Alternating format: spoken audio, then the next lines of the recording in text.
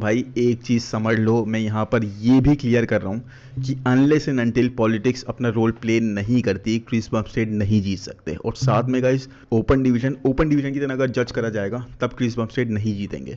बाकी करने को तो देखो जजेस कुछ भी कर सकते हैं, हाइप चाहिए, एक्सपोजर चाहिए, और ज़्यादा अच्छे से सीट्स फिल करनी है। प्लस जिस तरह की देखो एक हाइप क्रिएट हो जाएगी ना मिस्टर ओलंपिया के लिए, अगर क्रिस ओपन डिवीजन में compete करते हैं, ओपन डिवीजन में ओलंपिया की स्टेज पर, तो उस चीज़ को बनाए रखने के लिए कुछ भी करा जा सकता है। बट लॉजिकली ऐसा होता हुआ मुझे नहीं दिख रहा। People were like Cbum's going to win, Chris Bumstead जीतने वाले हैं, क्रिस बमस्टेड जीत रहे हैं, 4 पोजेस क्रिस बमस्टेड ऑलरेडी जीत गए, प्राग प्रो में क्रिस बमस्टेड जीतेंगे।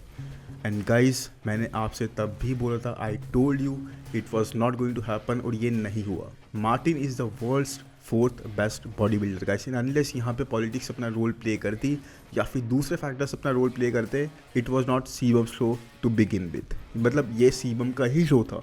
जीतने के हिसाब से अगर मैं बोलूँ तो Chris Bumstead was not going to win, Chris Bumstead का जीतने के हिसाब से शो नहीं था। But with that said guys, मैं किसी की फीलिंग्स को हर्ट नहीं करना चाहता। बीइंग अ सीबम्स फैन, मैं खुद सीबम का फ़ैन हूँ। It was a show off the shows guys, yes history was made. हमने ओपन डिवीजन में जो हमेशा से देखना चाहते थे क्रिस बमस्टेड को compete करते हुए देखा, एक अपने अलग ही ऑरा के साथ। एंड क्रिस मैन, जितनी तारीफ करो इस एथलीट की उतनी कम है। He really brought it to the Martin and Prague pro stage guys. Yes it's body building and Martin actually definitely deserve to win, but Chris totally brought it guys. बहुत ही ज़बरदस्त पैकेज के साथ दिखाई दिए। प्री जजिंग में Chris looked really strong and I must say guys, size का difference जो हम लोग इतना ज़्यादा एक्सपेक्ट कर रहे थे कि भाई बहुत ज़्यादा देखने को मिलेगा, वो हमें इस तरह से नहीं दिखाई दिया। क्रिस टोटली एक ज़्यादा बिगर फ्रेम के साथ थे, फुलर फ्रेम के साथ थे and with the same shape guys. उनकी वेस्ट सेक्रीफाइस नहीं थी, उनका शेप सेक्रीफाइस नहीं था, इनफैक्ट उनकी कंडीशनिंग भी was nail biting.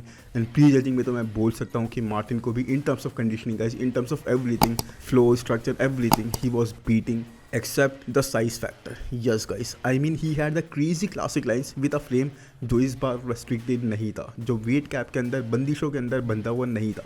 What a show man, what a show, मतलब show of the shows. People were like crazily feeling the aura of Chris guys. यहाँ पर Chris का जो aura हमने देखा ना, I think वो हमने मिस्टर ओलंपिया की स्टेज पर भी नहीं देखा पिछले कुछ टाइम से। इतने ज़बरदस्त Chris यहाँ पे aura को क्रिएट कर रहे थे, एक अलग ही वाइब थी Chris की यहाँ पर। मार्टिन गाइस, अगर मार्टिन की बात करूँ, केम इन रियली गुड एंड ये बंदा भाई हर एक शो के आफ्टर इम्प्रूव करता जा रहा है। एक शो से एक शो के बीच में कितना ज़्यादा इंप्रूवमेंट्स ये करके दिखा रहा है अपने फ्रेम के अंदर। He is getting bigger, he is coming in really good. वो चीज़ गाइस एक ही चीज़ बताती है कि sky is the limit for him. मतलब ये बहुत जल्दी बहुत स्पीड से आगे बढ़ने और आगे जाकर भी इनकी प्लेसिंग अब इम्प्रूव ही करती जाएगी। और जजेस ने देखो प्री जजिंग में थोड़ा सा और एक हाइप क्रिएट कर दी, एक मज़ा बांध दिया, और जो करते ना वो कंफ्यूज करते हैं लोगों को, वही चीज़ करी। क्योंकि क्रिस को almost all the time of pre judging, मतलब 90% ऑफ द टाइम जजेस ने बीच में ही रखा, सेंटर में ही रखा, और यही चीज़ हमने देखी वहाँ पर। इससे लोगों को और ज़्यादा लगने लगी कि भाई क्या यहाँ पर क्रिस बमस्टेड जीत रहे हैं। एंड ऑनेस्टली गाइस, ओपन के क्राइटेरिया के हिसाब से Chris was not winning and would not win.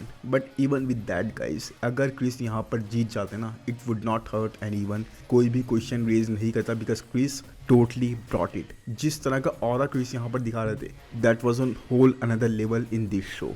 मतलब ये सिर्फ 4 वीक्स का गैप था गाइस। अगर इनको एक्चुअल में एक अच्छा ऑफ पीरियड दे दो, 6 से 7 महीने दे दो, 10-15 पाउंड्स अपने फ्रेम पर और ज़्यादा ऐड कर ले, he is going to be super competitive guys. Because यहीं पर इनका साइज़ का फैक्टर थोड़ा सा भी कम नहीं दिखाई दिया। वो डेंसिटी, यस मार्टिन बहुत ज़्यादा कैरी कर रहे थे, वो डेंस मसल्स, बिल्कुल थिक मसल्स मार्टिन के फ्रेम पर ही थे। लेकिन गाइस क्रिस टोटली अपने हाइट के साथ, अपने फ्रेम के साथ, अनरिस्ट्रिक्टेड वेट के साथ was totally was really killing it। And बाद में क्रिस ने बोला भी देखो शो के होने के बाद में कि ये show truly meant to be the last, मतलब ये मेरा लास्ट शो ही होना था एंड अभी भी ये मेरा लास्ट शो ही होगा। ये मेरे लिए बहुत दुख के साथ बोलने वाली बात है, लेकिन सच तो यही है। और इस शो का पर्पस ये था कि मैं स्टेज पर चलूँ एक अंडरडॉग की तरह, जिसके साथ कोई भी एक्सपेक्टेशन ना लगी हो कि वो जीतेगा, और यहाँ पर बैटल करूँ, बहुत सारा मज़ा करूँ। And that's what it was guys, it was for the love of the sport. मैं अपने फैंस के लिए ये चीज़ कर रहा था, अपने स्पोर्ट के लव के लिए कर रहा था, और यही चीज़ मैंने यहाँ पर करी। और तो हो सकता है गाइस क्रिस ने, क्योंकि ये चीज़ देखो पहले ही प्रमोटर्स को बोल दी हो, IBB को बोल दी हो, टाइलर मेनियन वगैरह को बोल दी हो, स्टीव वाइनबर्गर वगैरह को बोल दी हो, और इसीलिए यहाँ पर उन लोगों ने ये भी सोचा कि भाई क्रिस को अगर हम एक्चुअली अपने क्राइटेरिया को थोड़ा सा ट्वीक करके जिता भी देते हैं, तब भी वो चीज़ नहीं आएगी, और हम अपने 4th बेस्ट बॉडी बिल्डर यानी कि मार्टिन फिट्जवाटर को एक तरीके से थोड़ा सा नीचे खींच लेंगे, तो वो चीज़ भी सही नहीं रहेगी। क्योंकि देखो क्रिस का ये लास्ट शो ही होना था, अगर क्रिस जीत जाते तब भी ये लास्ट होना था। क्रिस ने यहाँ पर क्लियर कर दिया इस चीज़ को, तो जजेस ने इस चीज़ को भी फैक्टर इन करा होगा कि भाई क्रिस को अगर हम ये विक्ट्री दे भी देते हैं उसके बाद भी चलो हाइप क्रिएट हो जाएगी, न्यूज़ बन जाएगी, बट क्या क्रिस हमें ओपन डिवीजन के स्टेज पर मिस्टर ओलंपिया में दिखाई देंगे? नहीं देंगे। तो ये चीज़ मार्टिन को बहुत ज़्यादा हर्ट करती इन टर्म्स ऑफ उनकी प्लेसिंग या फिर जिस तरह के फोर्थ बेस्ट बॉडी बिल्डर हैं उसके बाद वो अगर यहाँ पर लूज़ कर जाते तो काफ़ी सारे क्वेश्चंस रेज हो जाते। इसीलिए जजेस ने बिल्कुल क्राइटेरिया पे सेट करके ही यहाँ पे जजिंग करी और यहाँ पर Martin Fitzwater won the show guys. Yes, Prague pro इन्होंने जीत लिया, हमेशा अपनी परफॉर्मेंसेस इंप्रूव करते जा रहे हैं, but what a show man. ये आई थिंक इस साल का बेस्ट शो हमने विटनेस करा और मुझे नहीं लग रहा कोई भी शो अभी शो को in terms of star power टक्कर दे सकता है। मतलब ये भी हो सकता है कि क्रिस ने खुद compete करने के पहले ही बोल दिया हो सबसे कि भाई यहाँ पे जजिंग में आप बिल्कुल भी इस चीज़ को फैक्टर इन मत करना कि मेरी पॉपुलैरिटी कितनी है या फिर कितना ज़्यादा स्टार पावर मैं क्रिएट करता हूँ, कैरी करता हूँ। और ये चीज़ गाइस अगर कोई कर सकता है ना तो वो क्रिस ही कर सकते हैं कि भाई बिल्कुल ऑनेस्टली जज करना, आप जैसे आप करना चाहते हो वैसे करना, ओपन बॉडी बिल्डिंग के क्राइटेरिया के हिसाब से जज करना। एनीवेज शॉन यहाँ पे came in really good guys and he is such an athlete जिनके साथ फ़र्क नहीं पड़ता आप किसी न्यू कोच के साथ ट्रेन कर रहे हो, आप किसी ओल्ड कोच के साथ ट्रेन कर रहे हो। कुछ ऐसे एथलीट्स होते हैं जो कि बहुत सारी चीज़ें आपके लिए ईजी कर देते हैं, आपके लिए सेटल इन कर देना बहुत ज़्यादा ईजी कर देते हैं। इसीलिए गाइस बहुत ज़्यादा लंबे पीरियड के बाद किसी नए कोच के साथ ये ट्रेन कर रहे हैं, लेकिन उसके बाद भी ही केम इन रियली गुड। और 2 शोज़ के बीच में इतनी इंप्रूवमेंट्स, मतलब मिस्टर ओलंपिया में हमने इनका पैकेज कितना ज़्यादा स्क्वीज देखा था, कंसाइज देखा था, उससे कितनी ज़्यादा इंप्रूवमेंट्स इन्होंने यहाँ पर दिखाई। इन 4-5 वीक्स के पीरियड के अंदर कितनी ज़्यादा थिकनेस, डेंसिटी और फुलनेस कैरी करते हुए दिखे। मतलब completely agree with the placing का। यहाँ पे शॉन की आई 3rd प्लेसिंग एंड शायद ये चीज़ आपको बहुत ज़्यादा अनपॉपुलर लगे, ये ओपिनियन बहुत ज़्यादा अनपॉपुलर लगे, बट अगर शॉन यहाँ पर अपनी वेस्ट को थोड़ा और कंट्रोल कर लेते तो उन्होंने क्रिस को भी बीट कर देना था ओपन बॉडी बिल्डिंग के क्राइटेरिया के अकॉर्डिंग। इतनी ज़्यादा डेंसिटी उनके मसल्स में थी गाइस, इतना ज़्यादा फुलर उनका फ्रेम लग रहा था। सो सीबम यहाँ पे रॉब नहीं हुए गाइस। बहुत सारे लोग आई थिंक बोल रहे होंगे, बहुत सारे लोग मान भी रहे होंगे और मैं इसमें कुछ गलत नहीं समझता, सबकी अपनी ओपिनियन होती है, बट मेरे हिसाब से sebum was not robbed. Martin just बहुत ज़्यादा थिकनेस और डेंसिटी कैरी करते हुए दिख रहे थे, उनके लेग्स बहुत ज़्यादा बिगर लग रहे थे, मैसिव लग रहे थे, उनके आर्म्स बहुत ज़्यादा फुलर लग रहे थे, साइज कैरी करते हुए दिख रहे थे। So it is no shame guys कि सीबम यहाँ पर 2nd प्लेस पर आए। ही इज़ अ लेजेंड और उनके पास सच में कुछ भी प्रूव करने को बचता नहीं है, इतना ज़्यादा वो प्रूव ऑलरेडी कर चुके हैं। यहाँ पर जिस तरह का वो दिखाई दिए ना मैन, अब कोई भी क्वेश्चन पे रेस करने वाली बात बनती ही नहीं है। जजेस ने, फैंस ने वो चीज़ विटनेस कर ली जो हमेशा से वो करना चाहते थे कि ओपन बॉडी बिल्डिंग के स्टेज पर विदाउट एनी रिस्ट्रिक्शन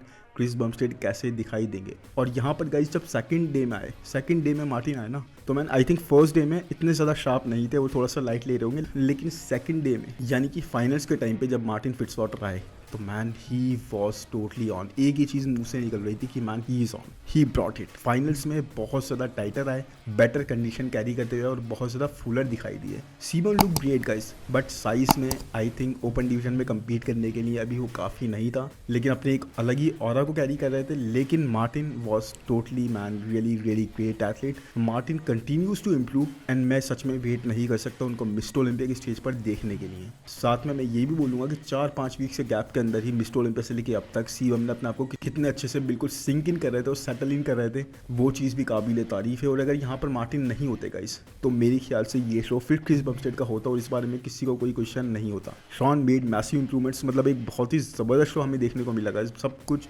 बहुत अच्छा हुआ और हर एथलीट एक्चुअली ब्रॉट इट। बाकी माइकल डबूल ने इस शो के होने के बाद में गाइस जब रिजल्ट्स आ गए तो ये चीज़ बोली, मैं आपको दिखाना चाहता हूँ कि ओपन डिवीजन हमेशा और हमेशा रहेगा साइज के बारे में। अगर क्रिस बमस्टेड इस चीज़ को, इस क्राइटेरिया को चेंज नहीं कर पाए जजिंग में, तो कोई भी नहीं कर पाएगा। Open division is size over perfection, यानी कि साइज को ज़्यादा इसमें इंपॉर्टेंस दी जाएगी हमेशा, बशर्ते आप ज़्यादा अच्छी कंडीशन के साथ हो या फिर ज़्यादा परफेक्शन या फिर ज़्यादा क्लासिक लाइंस कैरी कर रहे हो। उसके बाद गाइस हार्डी चूपन ने भी यहाँ पर क्रिस बमस्टेड को कॉन्ग्रेचुलेट करते हुए बोला कि सन आप बहुत ज़्यादा ग्रेट आए, you prove yourself and don't get tired. अभी आपके लिए टाइम है, अपनी बेटी को जाके हक करो और वो आपको हेलो कहे, अपने एक्चुअल हीरो फादर को।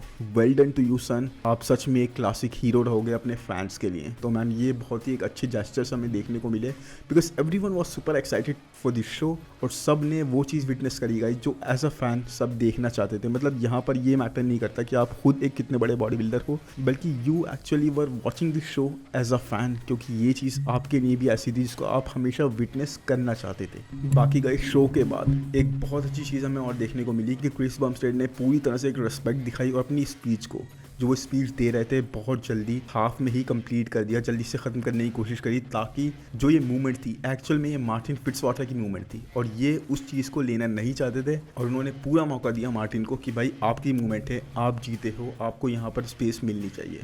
और प्राग फैंस भाई उनकी भी जितनी तारीफ करी जाए कम है, उन्होंने भी यहाँ पर जैसे ही क्विज की बात खत्म हुई मार्टिन के चैंट्स लगाने स्टार्ट कर दिए। तो मतलब एक तरह से ना बहुत ज़्यादा रेस्पेक्ट और पासिंग द टॉर्च वाली भी चीज़ हुई। पूरी तरह से तो ये चीज़ नहीं बोल पाएंगे, लेकिन हाँ बहुत ज़्यादा मज़ेदार रहा और सच में मार्टिन फिट्जवाटर एक्चुअली अपने आप को प्रूव करते जा रहे हैं। मैन ये शो बहुत ज़बरदस्त है और मार्टिन से अब जितनी उम्मीदें हम लगा रहे हैं ना, आई थिंक इनको अगर कोई एक्चुअल में लीव अप कर सकता है तो मेरे हिसाब से वो मार्टिन है। जिस हिसाब से ये इम्प्रूव करते जा रहे हैं, जिस हिसाब से ये पैकेज लेकर आते जा रहे हैं, मतलब he is really a class guys. Open division के लिए मेरे हिसाब से एक बहुत ही अच्छी बेट बनते जा रहे हैं मार्टिन फिट्जवाटर। एनीवेज अब देखते हैं इसके बाद ये कहाँ पर कंपीट करते हैं, पिट्सबर्ग प्रो में, न्यूयॉर्क प्रो में या फिर किसी और शो में। लेकिन हाँ मार्टिन ने खुद को बहुत स्ट्रांगली हर एक जगह प्रूव कर दिया। एंड क्रिस बमस्टेड को हम इस बार लास्ट टाइम गाइस, ये एक्चुअल में लास्ट टाइम था, हमने स्टेज पर देखा। अब हमें क्रिस बमस्टेड मिस्टर ओलंपिया की स्टेज पर कंपीट करते हुए इस ज़बरदस्त फिजिक के साथ, इस ज़बरदस्त शेप के साथ, इस ज़बरदस्त साइज़ के साथ कभी भी दिखाई नहीं देंगे। ये लाइन्स अब हम इस तरह से कभी विटनेस नहीं कर पाएंगे। तो एनीवेज फैंस को वो चीज़ देखने को मिली जो वो देखना चाहते थे, बट साथ में एंडिंग तो एक सैड ही रही।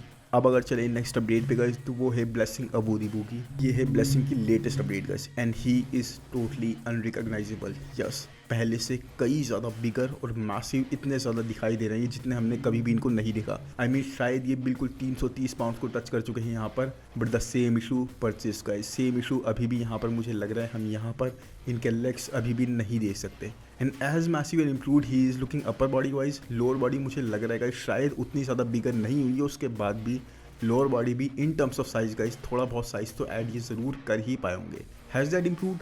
नो वन नोज गाइस, किसी ने भी अभी तक उस तरह की इंप्रूवमेंट्स देखी नहीं है इनके लेग्स में। इनकी अपडेट्स भी ज़्यादा इनके लेग्स को नहीं दिखा रही हैं। These 330 pounds guys, I really believe इसमें से कुछ पाउंड्स इन्होंने अपने लेग्स पे ज़रूर ऐड करे होंगे। Thus it will be exciting to see what we are finally able to see from him. किस तरह की इंप्रूवमेंट्स दिखेंगी, किस तरह के चेंजेस दिखाई देंगे। एनीवेज लोगों ने इनसे पूछा भी कि हम बुगीमैन 2.0 को कब देख पाएंगे। ही replied New York pro and Pittsburgh pro, यानी कि 2 शोज़ इन्होंने फाइनलाइज कर दिए हैं जहां पर हमें ये कम्पीट करते हुए दिखेंगे।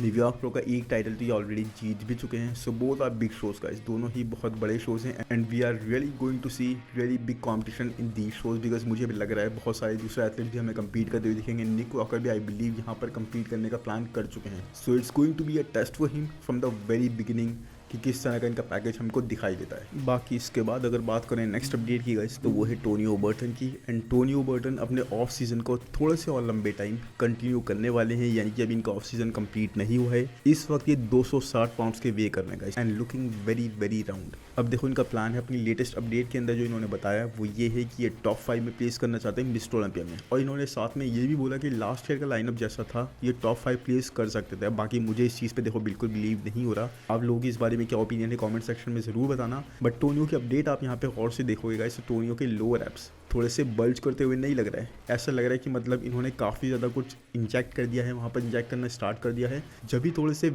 विचित्र से लग रहा है। आई मीन शेप थोड़ा सा सैक्रिफाइस लग रहा है। अब ये ज़्यादा जीएच के यूज़ की वजह से या जो भी है, but I don't know, it's more like बहुत ही वियर्ड से ये दिखाई दे रहा है। तो इस चीज़ को इनको थोड़ा सा चेक इन करना चाहिए। हर्निया वगैरह भी हो सकता है, लेकिन अपने साइज़ के पीछे जाते जाते अपने शेप को थोड़ा इन्हें सैक्रिफाइस करने से रोकना चाहिए। बिकॉज टोनियो की लाइन्स बहुत अच्छी हैं, शेप बहुत अच्छा है, बट यहाँ पर अगर ये चीज़ थोड़ी सी अलग हो गई ना, तो इस चीज़ को कंट्रोल करना आगे के लिए इनके लिए और ज़्यादा पॉसिबल नहीं हो पाएगा। एनीवेज अगर इसके बाद बात करें गाइस नेक्स्ट अपडेट की, तो वो है विलियम बॉनेक की।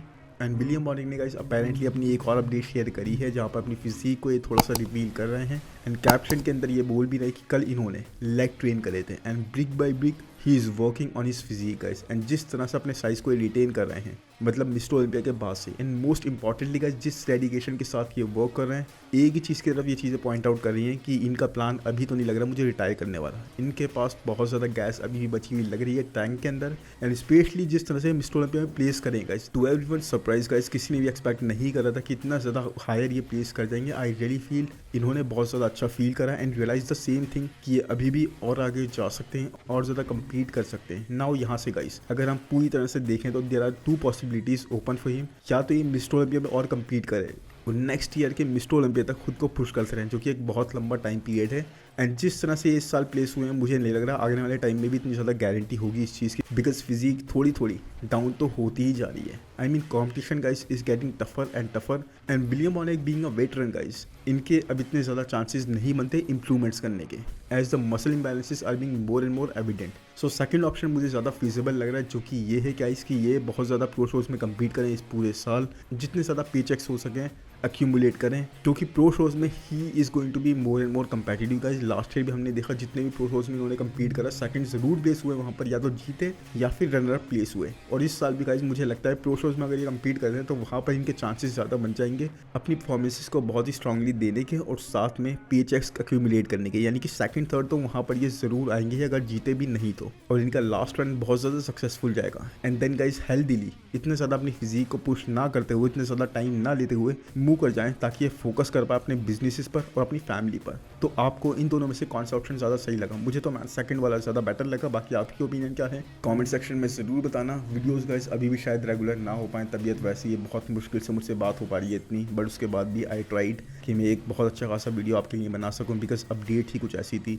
आई रियली होप गाइस ये वीडियो आपको पसंद आया होगा। पसंद आए तो प्लीज़ लाइक कर दो या चैनल को सब्सक्राइब कर दो। कमेंट सेक्शन में ज़रूर बताओ कि अपडेट्स आपको कैसे लगे और कैसा लगा आपको ये show, the show of shows.